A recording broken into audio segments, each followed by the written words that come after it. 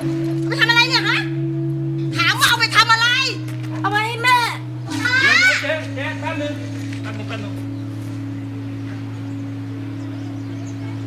แม่ป่วยเหรอ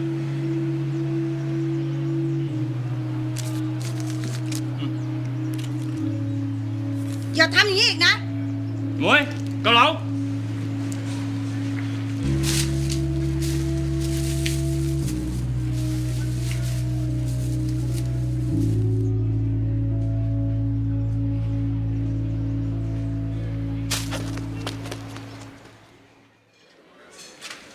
จ๋อนายเลยครับนั่งเลยป๊า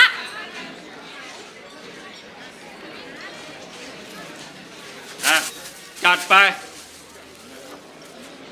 อ้าวสั่งมาเร็วต่ออะไร